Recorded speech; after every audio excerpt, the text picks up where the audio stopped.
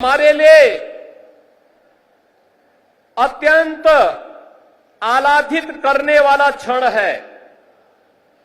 याद करिए, आज से 8 वर्ष पूर्व ये 8वां संस्करण है दीपोत्सव का। और प्रथम संस्करण में जब हम लोग आए थे, राम कथा मंडप भी छोटा था, भीड़ में उत्साह था, लेकिन एक ही स्वर गूंजता था। और वह स्वर एक ही गूंज रहा था, एक ही नारा लग रहा था। वह नारा था, चाहे वह संतों की ओर से, चाहे वह भक्तों की ओर से, एक ही नारा था कि योगी जी एक काम करो, मंदिर का निर्माण करो। एक ही स्वर गूंज रहा था। और मैंने उनको उस समय कहा था, विश्वास करिए, विश्वास करिए, ये जो दीप आपके द्वारा जलाए जाएंगे केवल दीप नहीं है, ये सनातन धर्म का विश्वास है। प्रभु राम की कृपा अवश्य बरसेगी। 500 वर्षों के बाद वे अपने धराधाम पर अपने काज को प्रारंभ करने के लिए अवश्य कृपा बरसाएंगे। आप कार्य करिए, कृपा भगवान की अपने आप बरसने वाली है। और हम सब आभारी हैं प्रधानमंत्री मोदी जी के, जिनकी दूरदर्शी सोच के कारण 5 अगस्त 2020 को जब दुनिया कोरोना महामारी के सामने पस्त थी, तब भारत के यशस्वी प्रधानमंत्री अयोध्या धाम में आकर के अपनी विरासत के प्रति कृतज्ञता का भाव व्यक्त करने के लिए अयोध्या आकर के उन्होंने राम मंदिर की आधारशिला का कार्यक्रम अपने कर कमलों से संपन्न किया था। और यह वर्ष अयोध्या के लिए अद्भुत है, अनुपम है, अलौकिक है, अद्वितीय है। जब इस वर्ष 22 जनवरी 2024 को अयोध्या धाम में 500 वर्षों का इंतजार समाप्त करके 500 वर्षों का इंतजार समाप्त करके एक बार फिर से रामलला अपने धाम में, अपनी जन्मभूमि में विराजमान होकर के दुनिया के अंदर पीड़ित और प्रताड़ित लोगों को संदेश दे गए हैं कि कभी भी अपने पथ से विचलित मत होइए, संघर्ष का रास्ता अपनाइए, सफलता जरूर प्राप्त करेगी, सफलता जरूर प्राप्त होगी। यह अवसर है हमारे पास उन सभी आत्माओं को स्मरण करने का जिनका पूरा जीवन राम जन्मभूमि आंदोलन के लिए, प्रभु राम की कृपा का प्रसाद प्राप्त करने के लिए समर्पित था। मैं इस अवसर पर उन सभी पूज्य संतों को नमन करता हूं, उन सभी हुतात्माओं के लिए जिन्होंने 3.5 लाख की संख्या में अपना शहादत दे करके एक ही तमन्ना के साथ वे इस धराधाम से विदा हो गए कि चाहे जैसे भी हो, हमारे बलिदान की कीमत पर ही सही, लेकिन अयोध्या में राम मंदिर का निर्माण होना चाहिए। उनका संकल्प पूरा हुआ। अयोध्या में राम मंदिर का भव्य निर्माण का कार्य पूरा हो चुका है। रामलला फिर से अयोध्या धाम में फिर से विराजमान हो चुके हैं। लेकिन रामलला के विराजमान होने के बाद इस दीपोत्सव का पहला अवसर है। इससे पहले हम लोग बोलते थे और जो कहा सो करके दिखाया भी था। बहनों और भाइयों, ये डबल इंजन की सरकार जो बोलती है वो करके दिखाती है। अकेले अयोध्या धाम के विकास के लिए, जिस अयोध्या में 2017 के पहले बिजली नहीं मिलती थी, यहां की सड़कों की स्थिति, यहां के घाटों की स्थिति, यहां के मठ और मंदिरों की स्थिति, और जिन लोगों ने राम को ही उपेक्षित कर दिया था और जिन लोगों ने भगवान राम के अस्तित्व पर ही प्रश्न खड़ा किए थे, वे केवल भगवान राम के ही अस्तित्व पर प्रश्न नहीं खड़ा कर रहे थे, वे सनातन धर्म के अस्तित्व पर प्रश्न खड़ा करते थे। वे आपके अस्तित्व पर खड़ा करते थे प्रश्न, वे आपकी विरासत पर प्रश्न खड़ा करते थे। लेकिन कितना सदा सहता है हमारी, सदा सहता ही समझो, लेकिन आपकी सदा सहता विरोधी को कायरता नजर नहीं आनी चाहिए। और इसीलिए मैं कहने के लिए आया हूं आपसे आज, आपने 2017 के बाद जो भी कहा वह अयोध्या के अंदर हो करके रहा है। हम लोगों ने कहा था कि आपने कहा था 17 में कहा था, इसी मंच पर उस समय कहा था, पूज्य संतों की उपस्थिति में कहा था कि योगी जी एक काम करो, मंदिर का निर्माण करो। बहन और भाइयों, मंदिर का निर्माण तो हो गया है, रामलला भी विराजमान हो गए। इसी मंच से मैंने और मेरे सहयोगियों ने भी और आदरणीय प्रधानमंत्री जी ने भी आपको कहा था, अयोध्या को दुनिया की सुंदरतम नगरी बनाएंगे। आज अयोध्या चमक रही है, दुनिया अयोध्या की ओर आ रही है।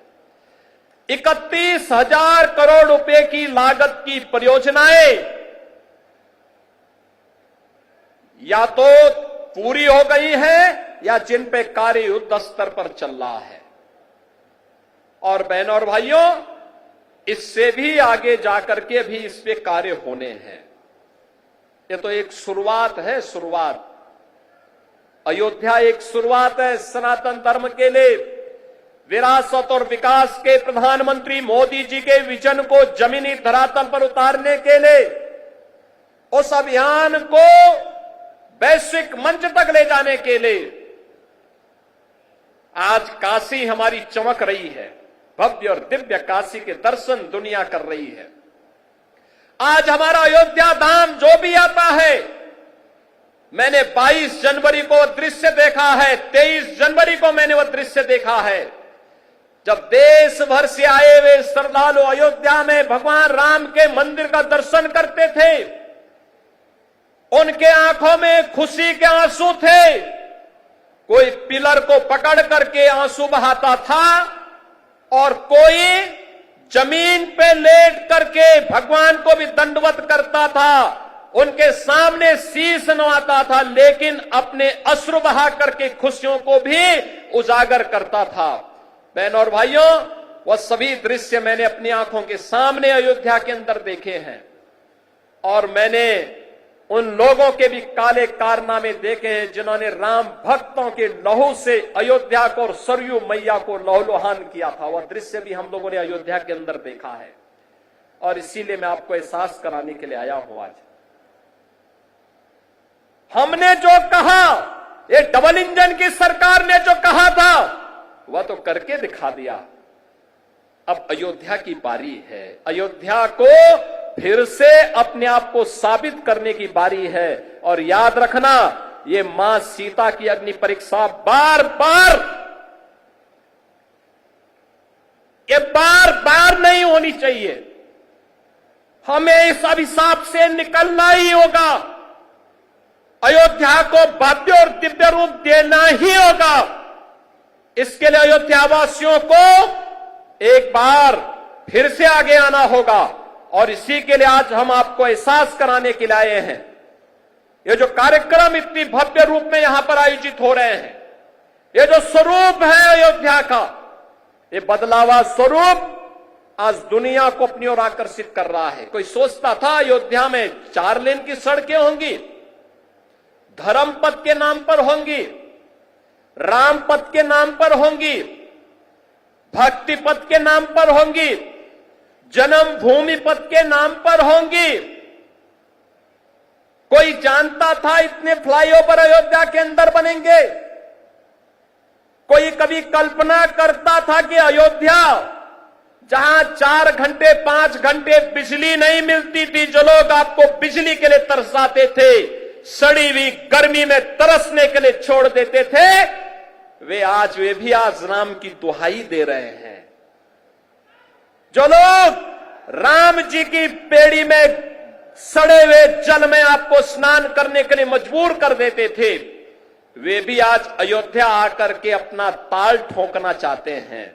लेकिन हम लोगों ने तो राम जी की पेड़ी को ऐसा बना दिया, एक तरफ से आज पानी आता है और दूसरी ओर निकल जाता है। ऐसे लगता है जैसे हरिद्वार की राम जी की पेड़ी आज हर जी की पेड़ी बनकर के यहां के भक्तों को तार रही हो।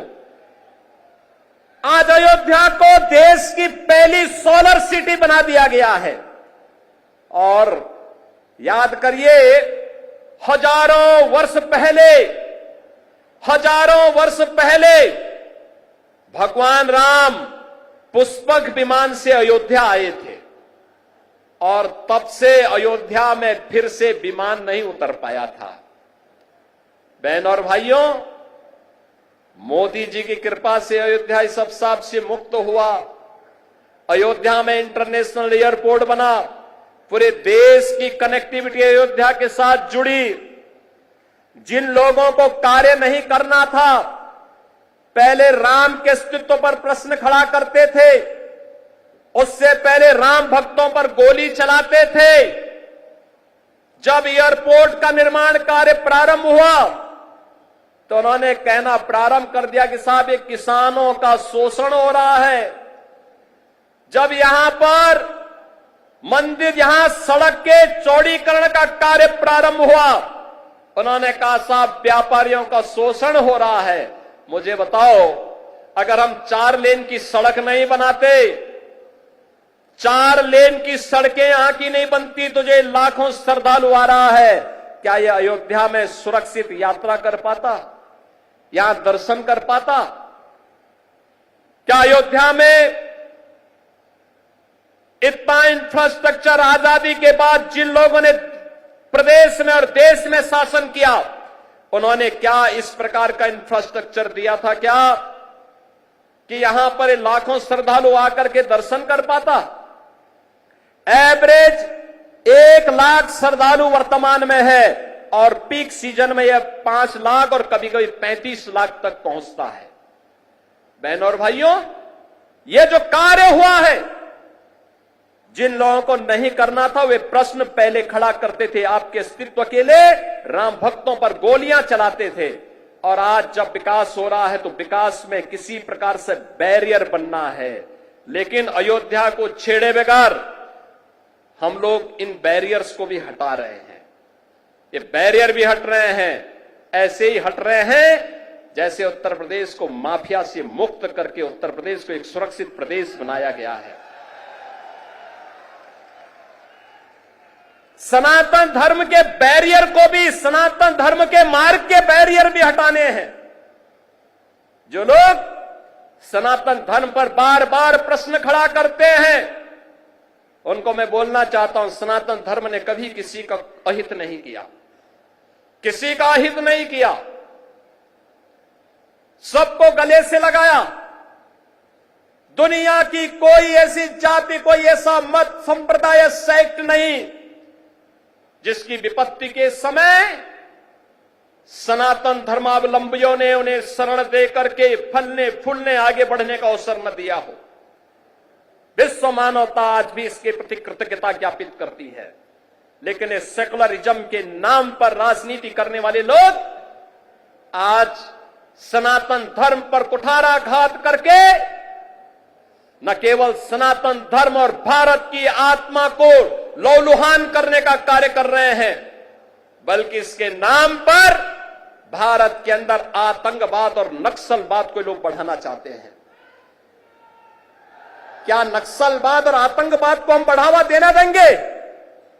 फिर भगवान राम के 14 वर्षों के वनवास का परिणाम क्या है? और फिर बजरंगबली का मतलब क्या है? राम काज कीने बिनु मोहि कहां विश्राम। और हम लोग भी विश्राम नहीं लेने वाले हैं तब तक जब तक कि सनातन धर्म के मार्ग में जितने भी रोड़े हैं, जब तक इनको नामो निशान इनको समाप्त न कर दिया जाए। जो भी मानवता के मार्ग में, विकास के मार्ग में बैरियर बनेगा, उसकी वही दुर्गति होनी है जो उत्तर प्रदेश के माफियाओं की हुई है। और बहनों और भाइयों, अब अयोध्या से मैं यही कहना चाहता हूं, यह अवसर है हम सब के लिए। अवधपुरी तो आज खुश है। अवधपुरी को उल्लास और उमंग के साथ जुड़ने की आवश्यकता है। और आज का दिन तो, ये दीपोत्सव तो अयोध्या की देन है। देश और दुनिया में दीपोत्सव के आयोजन जहां कहीं भी होते हैं, त्रेता युग में उसकी शुरुआत इसी अयोध्या से हुई थी, इसी अयोध्या धाम से हुई थी। उसी स्मृति को जीवंत बनाए रखने के लिए हम लोगों ने इस कार्यक्रम को आगे बढ़ाया है। और उसी स्मृति को जीवंत बनाए रखने के लिए तुलसीदास जी ने भी कहा कि अवधपुरी प्रभु आवत जाने, बहे सकल शोभा के खाने। यानी आज प्रभु आए हैं और यहां पर तो 22 जनवरी 2024 को प्रधानमंत्री मोदी जी के कर कमलों से जब रामलला का विराजमान हुआ था। तो दीपोत्सव का कार्यक्रम और अयोध्या से मुख्यमंत्री योगी आदित्यनाथ को आप सुन रहे थे।